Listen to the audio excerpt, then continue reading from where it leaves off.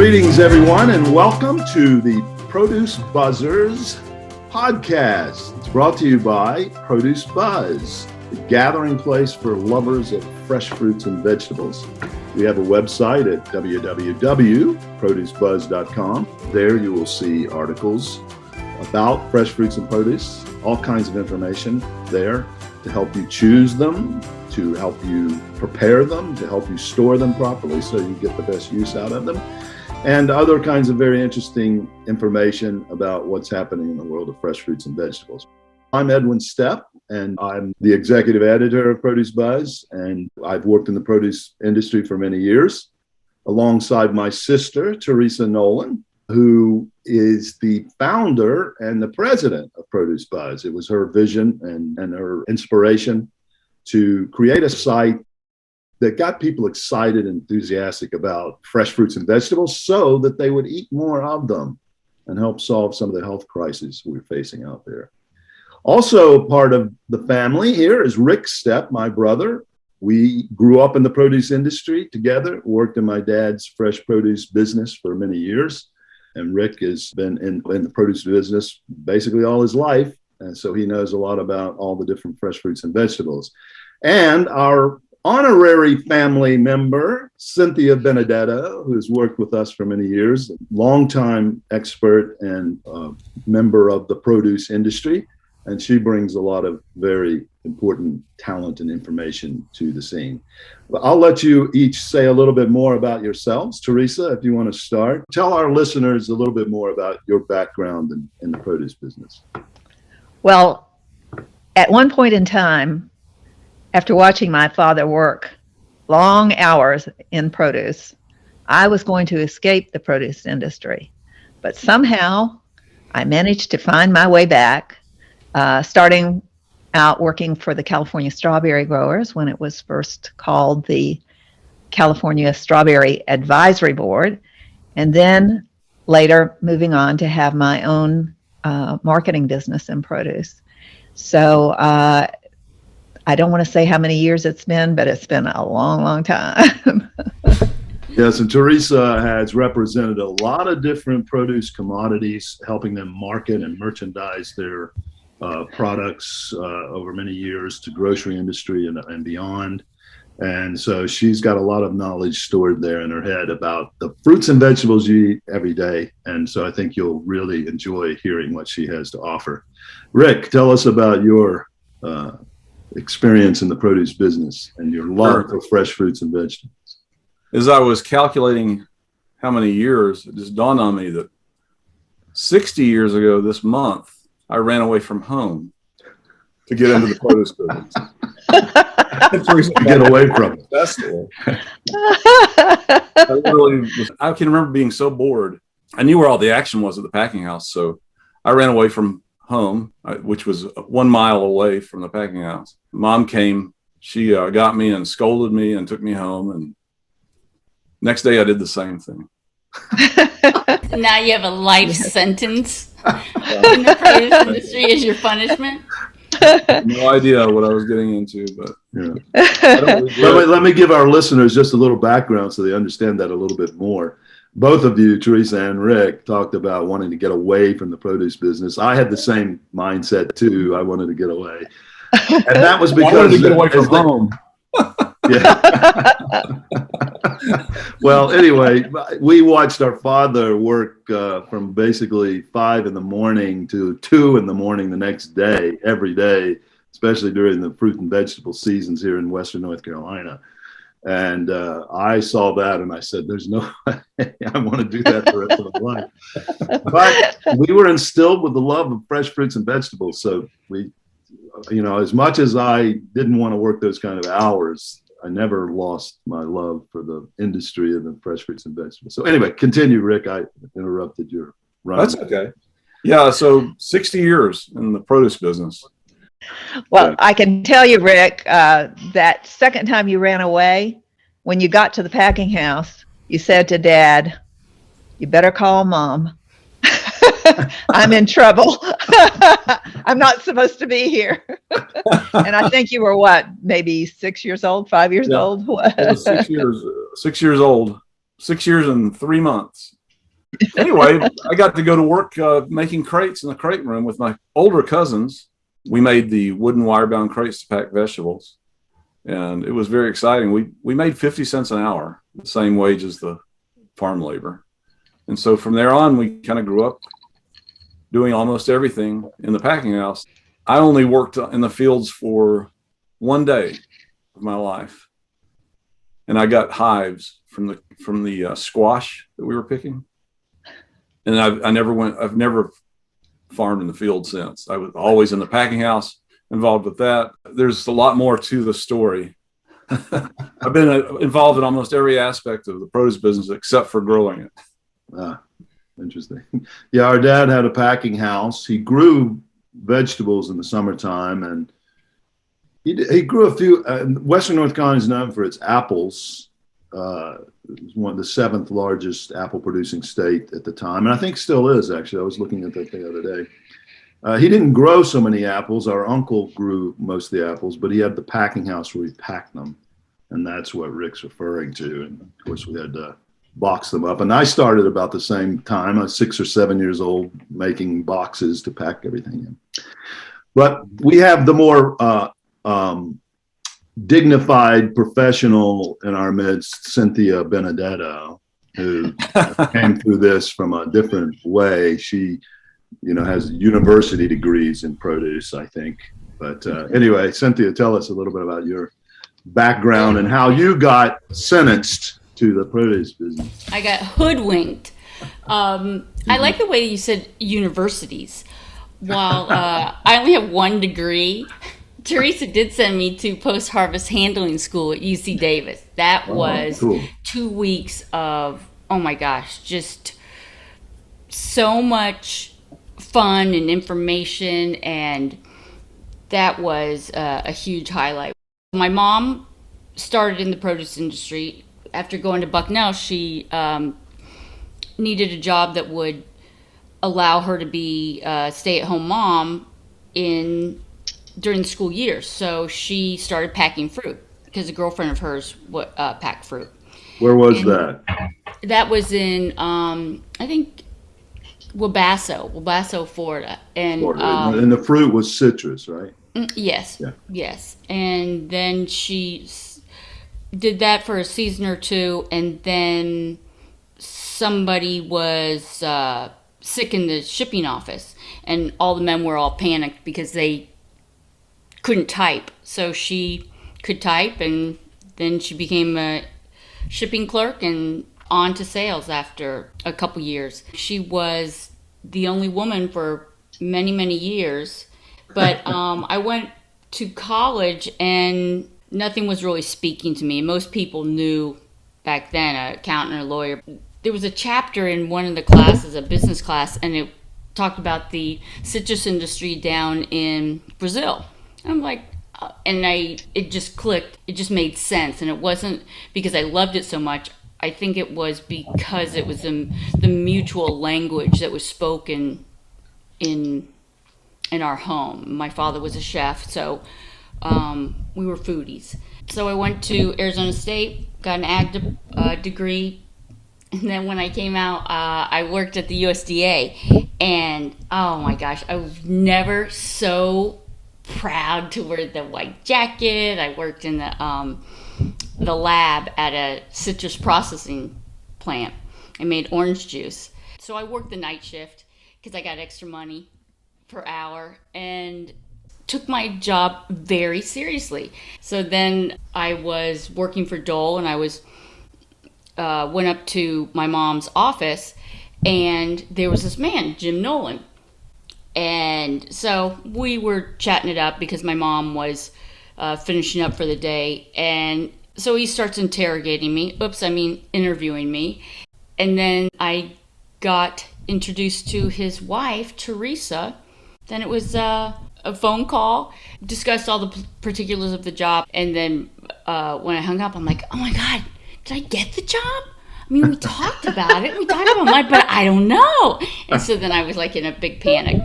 Yeah, Cynthia joined Teresa's company, the Nolan Network at the time. Well, it still exists. Had quite a few clients focusing on merchandising all the various commodities in the produce industry. And we had territories. I worked for a while with her, and then Rick was in that as well, and Cynthia too. Different territories, traveling around the country, trying to encourage the supermarkets to promote and merchandise these commodities in a better way to increase sales. I never knew that Cynthia worked for Dole. Is it Dole Citrus? Dole fresh fruit, bananas. Bananas, okay. Well, produce buzzers, did you know that today is National Eat Your Fresh Fruit and Vegetables Day? No. Didn't know that? It's true. But did you also know that it is National Fresh Fruits and Vegetables Month? June is National Fresh Fruit and Vegetables Month. So we have a day dedicated to fresh fruits and vegetables and a month dedicated to it. And we're celebrating both of those today. But I'm not finished yet. The UN designated 2021 as the International Year of Fresh Fruits and Vegetables. So we're celebrating 3 things today here on this June day, June month, all about fresh fruits and vegetables. So it's great that people are waking up to the importance of fresh fruits and vegetables. That's what all of those days are intended to do, is to draw attention to eating fresh fruits and vegetables and the health benefits that you get from them. And we do have a health crisis, not only in this country, but all around the world. And a big part of that is because people are not eating enough fresh fruits and vegetables. So we're here to get you excited about it, give you ways and tips on how to get more into your diet. So what do you think the most popular vegetable in the United States is? Broccoli. I can cheat. Broccoli, you are correct. Yes, Green Giant, the big vegetable company, who most everybody probably knows. They do mostly canned and frozen vegetables. In fact, I don't even know if they have any fresh fruit. I think they do have a few fresh products. They brand out their name. Okay. Mm-hmm. Produce growers. All right. So they do a survey every year, and they release it on National Eat Your Fresh Fruit and Vegetable Day. And broccoli was the most, and this survey is done state by state. And most states, when they surveyed the people, said that broccoli was their favorite. And what do you think the second most popular vegetable is? Carrots. Bingo, you're right. Carrots. According to this survey by the Green Giant Company. And the third, we'll even go to the third one. See, what do you think the third most popular vegetable was? Corn. Corn is correct. So I was going to say celery, so you'd have your mirepoix. Oh, there you go. Mirepoix. That is a great word. We have to have an episode on mirepoix sometime. What do they call mirepoix in New Orleans, Cynthia? I don't know. Well, they do call it mirepoix there as well because it's French. That's a French word. In New Orleans, they also call it the Holy Trinity. Mm-hmm. And what is mirepoix, Cynthia? What is it? What's actually in it? Celery, onions, and carrots. Right. And a lot of cultures have that kind of thing. There's some others that mix in peppers for their mirepoix. But anyway, we should do an episode on that. I wasn't planning to go there, but thank you, Cynthia, for and it would bringing be that mise en up. place, right? You'd have your mirepoix mise en place. Mise en place. Yes, very good. There's your Yeah. chef background coming out. Okay, so Green Giant did this survey, and these were the answers that people came up with.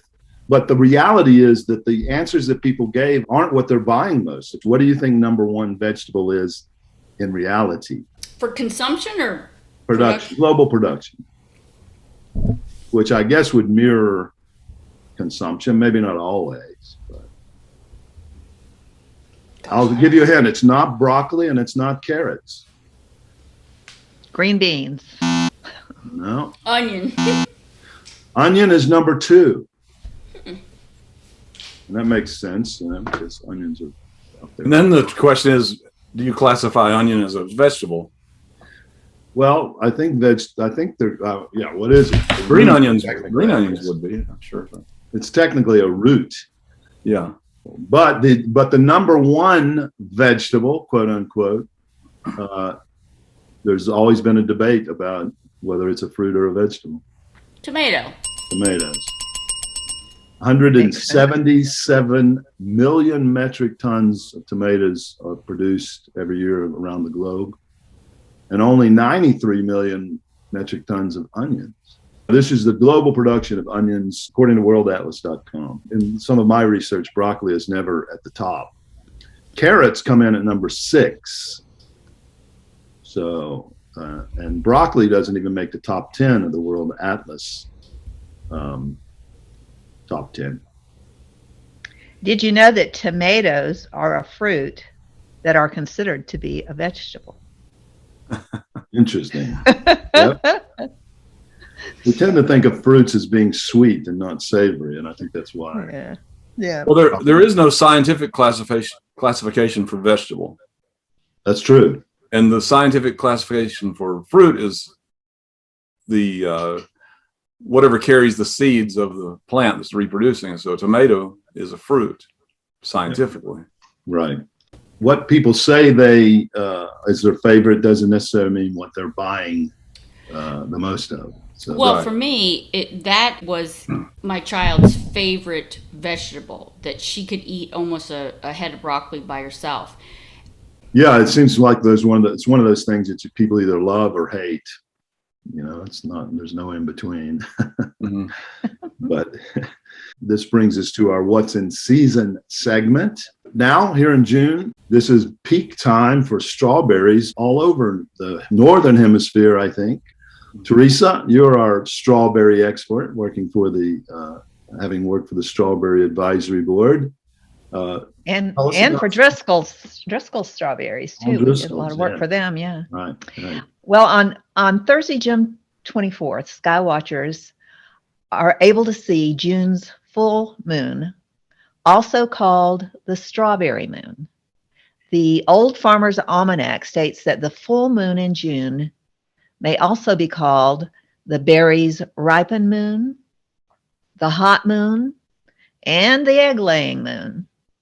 According to NASA, the name strawberry moon is thought to have been first used by the Algonquin, a diverse group of tribes that covered the North American continent as far west as California. They used the moon as a sign to start gathering ripening fruit like strawberries. But how could the moon more than 200,000 miles away affect how plants on Earth grow? Those who swear by this ancient philosophy say that the water in both the ground and in plants are affected by the gravitational pull of the sun and the moon, just like ocean tides. Many fruits and vegetables seem to be triggered to grow or ripen by this astronomical event. In the U.S., we're blessed to live in a country where berries are available year-round from California, Florida, or Mexico. But in many places, June is the local strawberry month. Strawberries are considered a food of love, representative of the goddess Freya. They symbolize luck and love and are in the same plant family as the rose. A 1-cup serving of strawberries provide 180% of the USDA daily recommendation of vitamin C. Their potassium content helps to maintain healthy blood pressure. The red color in berries come from anthocyanins. In vitro, that is in the lab, anthocyanins seem to absorb free radicals. It's therefore speculated that these same chemicals may have similarly strong antioxidant capabilities in the body. So eating berries may lower your risk for certain diseases like cancer and arthritis. When you purchase strawberries, look for shiny fruit with no bruising. Refrigerate them in their original package at 32 to 34 degrees Fahrenheit, and wait just before you're ready to use them to rinse them with cold water. Their flavor can be enhanced if you let the berries come to room temperature. And that's the strawberry report. Very good. Why is it that you should wait to wash them? Because strawberries have a protective coating on their outside, and when you wash them, that takes some of that protective coating off, and they'll start to disintegrate and pretty rapidly after that. So is that true with other berries too, or is it just strawberries? I mean, what about raspberries and blackberries? You know? Yeah, raspberries are extremely fragile, and you really want to handle them very carefully. It's better to wait and wash them. Blueberries might be a little bit more durable, but I think for the most part, you're better off just waiting to just before you want to use them to wash them. Right. Okay. Of course, the trick would be to refrigerate strawberries from 32 to 34 degrees. Most refrigerators are set around 40.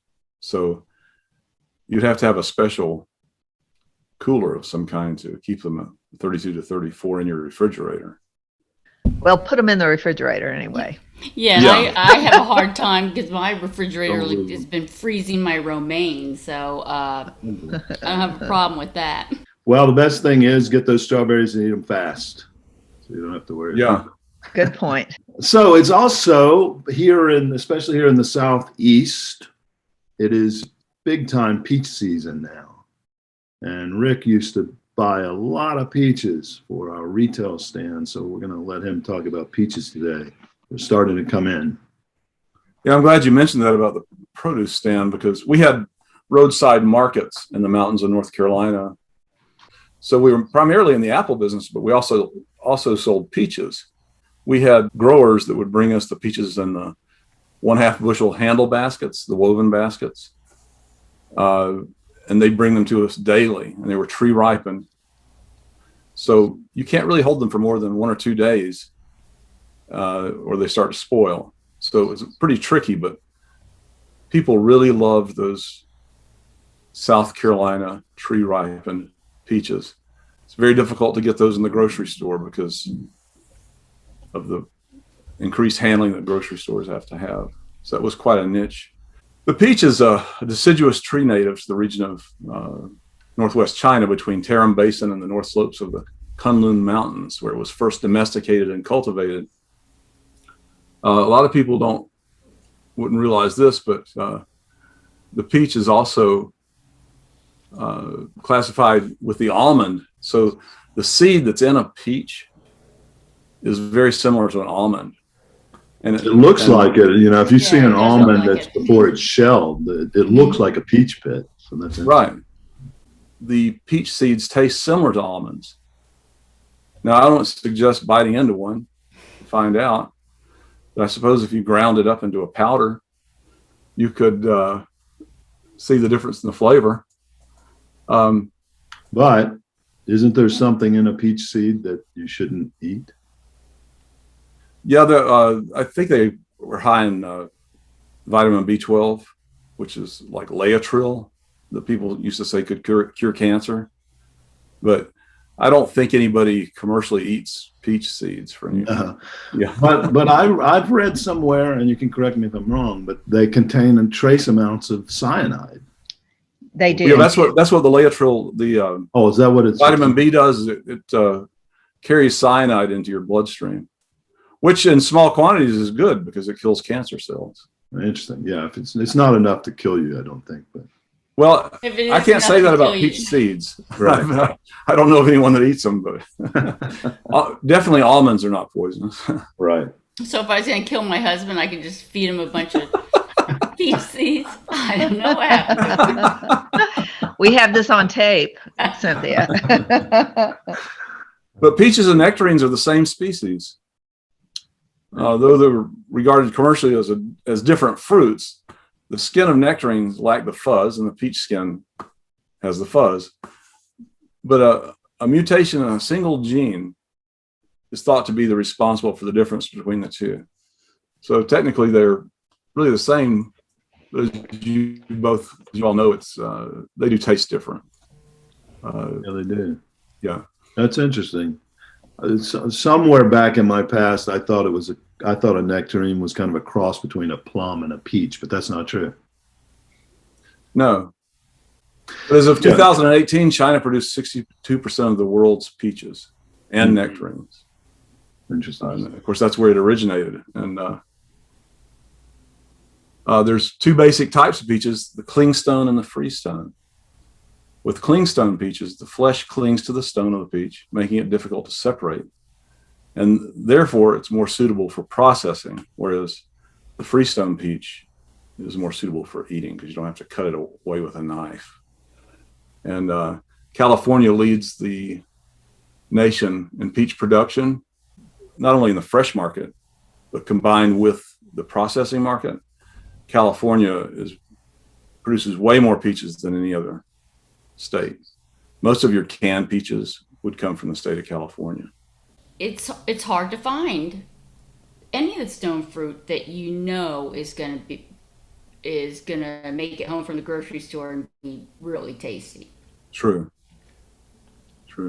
Yeah, all of those have they're breeding them and growing them for shelf life, and so they can transport them across the country. And like Rick was saying, the thing that really made those roadside stands successful for us was the fact that we were getting them delivered every day straight out of the orchards just a few miles away, and they were already at a pretty good ripened stage. So yeah, it's very disappointing oftentimes buying them in the grocery store. Are there any tips? Well, any tips about how to select and get a good peach out of the grocery store for our listeners? You do want to bring them home and leave them at room temperature because, like many fruits, they need to be ripe before you refrigerate them. And if they've been handled properly throughout the chain from the grower to you, if they haven't been too cold, they'll ripen at room temperature. And then after they reach that stage of ripeness, you can put them in the refrigerator, but you don't want to refrigerate peaches, nectarines, until you've ripened them. Would any of you like to guess what the fourth largest peach growing state is? I think I know the first three. California, you've already mentioned. Georgia. South Carolina is number 2, and Georgia's number 3, right? That's right. But anyone want to guess Yes, I do. Michigan? No. New Jersey. Oh, yeah, right. I should have known that. Oh, wow. Yep. Some people think that New Jersey is just a one big city, but there's a lot of agriculture in New Jersey, and they have some of the best peaches in the world. Yeah. And sometimes the blueberries and the tomatoes, they have a lot. Yeah, they are often overlooked. Yeah, there's 3 basic colors of peaches. One is the yellow flesh, which is the most common in the United States, and then white flesh peaches. And they're very popular in China and Asia. They like the white peaches better because they have more of a bland taste. They're sweet, but they're more of a bland, whereas yellow peaches have a little bit of acidity. Just a difference in the preference. But they've got a lot of different vitamins and minerals. They've got almost like a little bit of everything in a peach, but not a lot of one thing. So I was looking at the chart, and it has 2% of almost anything you could think of, even protein, and 2% of your daily allowance. So when you eat a peach, you are getting a variety of nutrients.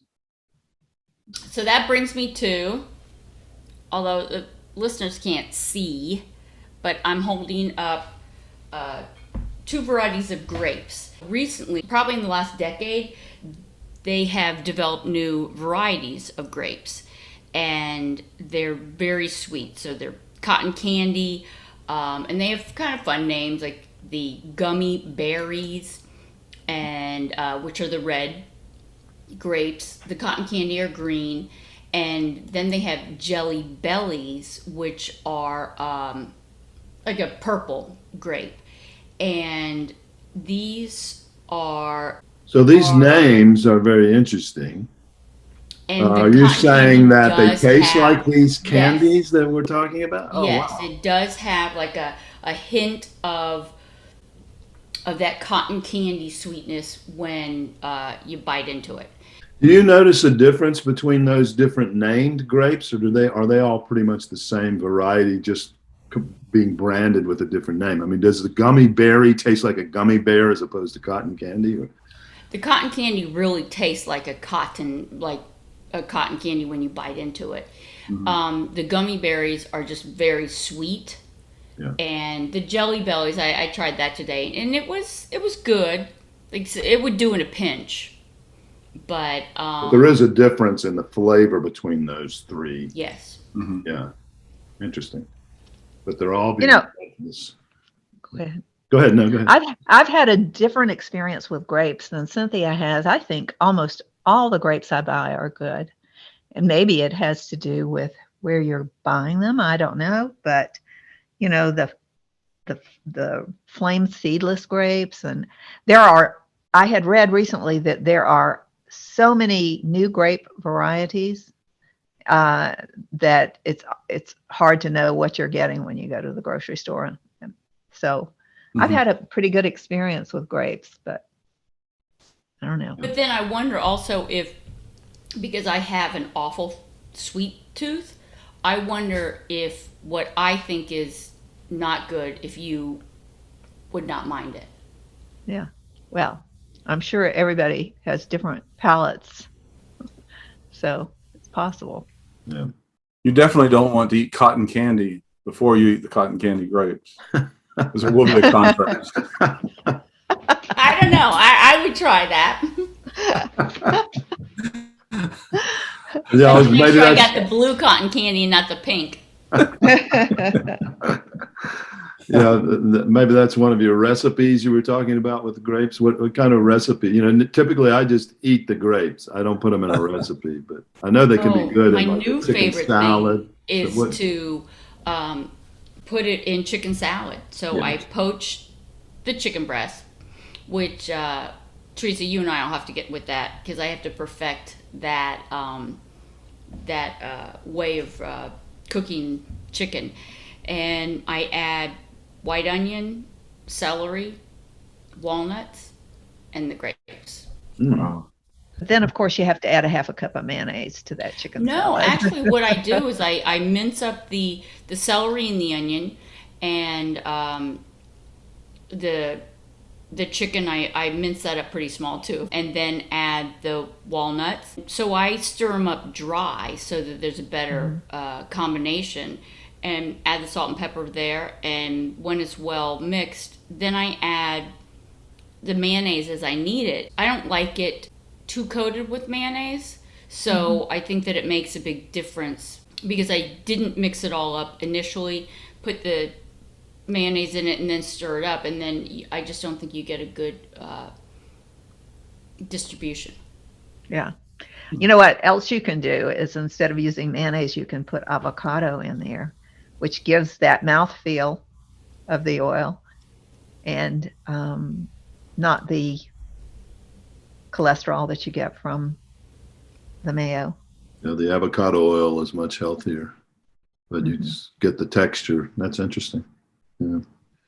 You'll notice, our listeners, that we when we talk about recipes, we're going to try to steer you to recipes and ways of preparing that very low on oil, very low on salt, and other things that are not sugar. We've already talked about that. Unless it's my recipe. Well, you know, we have to all indulge every now and then. So it's, you know, it's better to get some veggies with maybe oil and things and not to eat veggies at all. So, you know, just try to hold back on the oil. We'll try to steer you that way in some of the recipes we give. So anyway, that's part of the discussion here. But thank you for the news about the new flavors of grapes that are coming. And that was very, very interesting. And I can't wait to try them and test them out. Maybe we can do a fruit off with the grapes. Exactly. As well, and see what's there. Okay.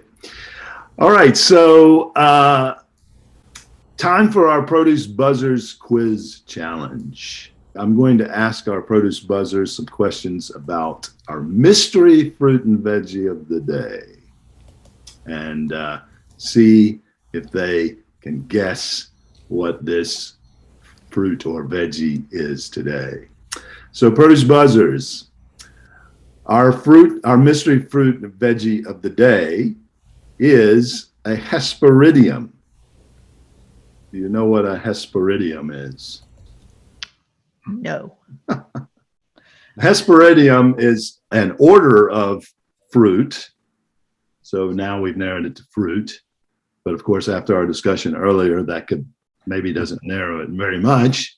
But a Hesperidium is characterized by an outer ovary wall that becomes a thick, spongy layer of a rind. The inner ovary wall becomes very juicy with several seeds. The peel contains volatile oil glands. And the fleshy interior is composed of separate sections called carpels. This word Hesperidium comes from ancient Greek mythology. There was an area in ancient Greek mythology known as the Hesperides, in which some nymphs guarded a garden where this fruit was grown. And the fruit that was being grown there in Greek mythology were known as golden apples. Any guess yet what a golden apple might have been in ancient Greece? Probably. Asian pear. Asian pear. That's a good guess because you think golden. Greece isn't really Asia, but that was a good guess. Well, just to give you a little bit more of the mythology behind it, these golden apples became known as the apple of discord. And that was because of the myth in which Zeus was celebrating and hosting the marriage of Peleus and Thetis. And at this wedding, Eris, the goddess of discord, was not invited, but she decided she was going to show up anyway. And when she got there, she threw in to the middle of the celebration one of these golden apples. And she said, whoever claimed the apple would be considered the most beautiful at the wedding. And there were 3 other goddesses there that became competitors for this apple: Hera, Athena, and Aphrodite. And so they were arguing over who was going to have this apple. They went to Zeus and said to him, you decide who deserves this apple, who's the most beautiful. Of course, Zeus wasn't the supreme god of Greek mythology without wisdom. So he decided, I'm not going to get into this fight. So he assigned the task to Paris of Troy. And Paris had exemplified in times past wisdom in making difficult decisions like this. Well, each of the goddesses then started petitioning Paris to give him the apple, and they each offered him a bribe for the apple. Hera offered to make him the king of Europe and Asia Minor. Athena offered him wisdom and skill in battle. And Aphrodite offered to give him the love of the world's most beautiful woman, Helen of Troy. But Helen of Troy, of course, was already married to King Menelaus. But Paris really loved Helen. He thought she was the most beautiful. So he decided to give Aphrodite the golden apple. So Paris came for Helen and took her away from the Greek king Menelaus back to Troy. And that caused the Trojan War. Ultimately, this became the destruction of Troy. And so now that golden apple became known as the apple of discord, which is a saying in ancient Greece and still in Greek today, It means it's a small thing that creates a big catastrophe. So these golden apples were a small thing that created a great catastrophe. No guess yet, I'm sure, as to what this fruit is from any of you today. Could it be Satan?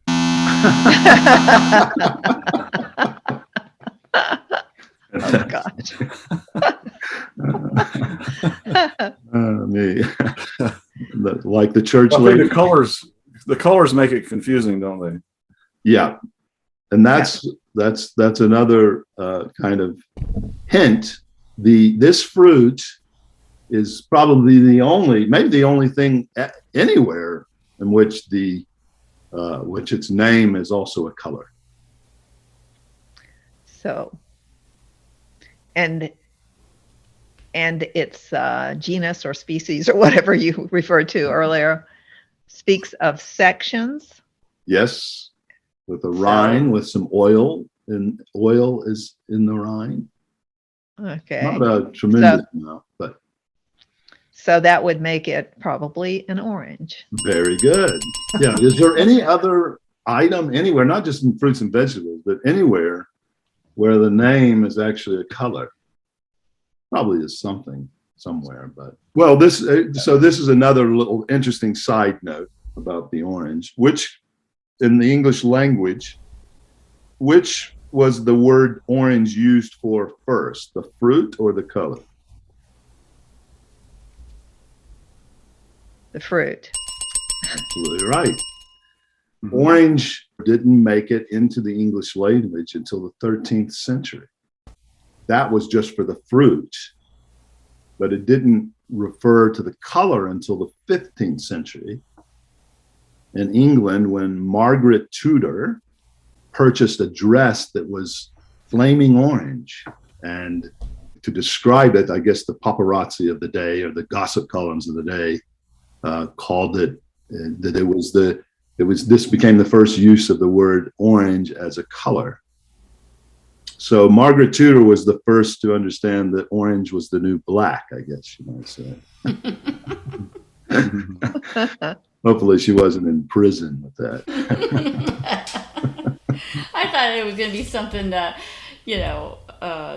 that Eve would get blamed again, for this poor sap eating an apple.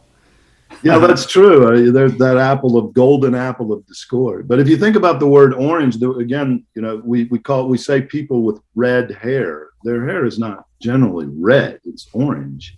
But because orange wasn't used as the color, people would say they have red hair. It was orange was considered a type of red, not orange. And also like red robin, robin red breasts. Their breasts are not red, they're orange. But because there was no word for the color orange, they became known as red breasts instead of orange breasts. So, which country grows the most oranges? Brazil. Hi, very good. It goes back to your Brazil connection on the citrus that you were looking at back in those days. Cynthia. So did the oranges come naturally from the wild, like the peaches that Rick was talking about earlier, or not? Did the what? Say that again? Did oranges come naturally from the wild? Were they just found growing in the wild, like the peaches that Rick talked about in China? Or was it created through domestication and hybridization? I think all citrus came from one fruit. All citrus originated from one fruit, didn't it? Interesting. That I don't know. Could be. I'm not sure about that. We'll have to answer that at another time unless somebody wants to search it out right now. But no, the orange was not a naturally wild occurring fruit. It was hybridized and created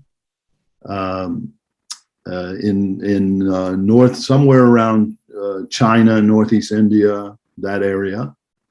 And it first appears in literature in China about 300 BC, somewhere around that time. So it was hybridized. Do you know what its parents were? What did it come from? What fruits was it hybridized and created from? Pomelo. That is the correct answer. Congratulations, Rick. Any guess on the others? The other one? Sorry, time's up. A mandarin. So a pomelo and a mandarin. Maybe the mandarin, Teresa, is that original. We'll have to find that out. I'm not sure. I don't know why I had thought I'd read that somewhere, but yeah, no, it may be right. It may be right. Yeah, but typically they think they came out of that region of Asia.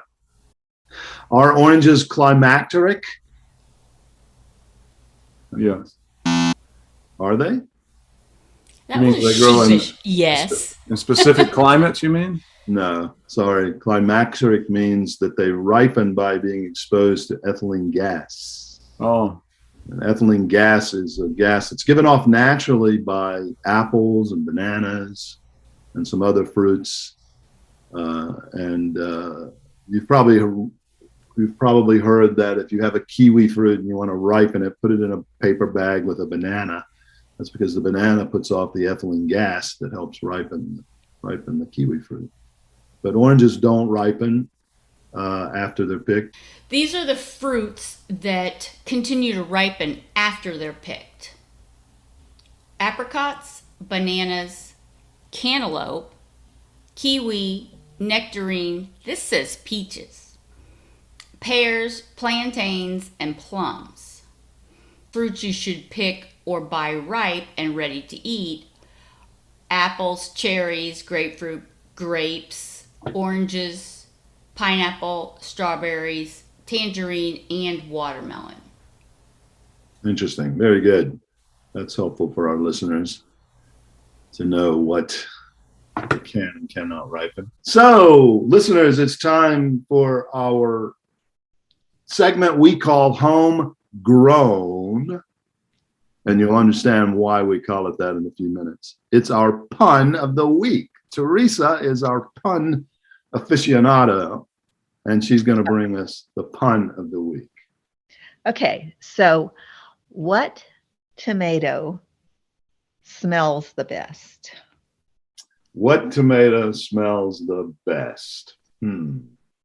I don't usually go around sniffing tomatoes, so that's something I can't answer, but what tomato smells the best? Aroma. Yeah. Homegrown. Well, listeners, thanks for tuning in today. I hope you were entertained a bit and educated a lot about your fresh fruits and vegetables. We appreciate you joining us and listening in. Please check back again to see when our next podcast is, and we will have some more fascinating information about fresh fruits and vegetables for you. And tell all your friends to join us at Produce Buzz for the Produce Buzzers podcast. Thank you and good evening.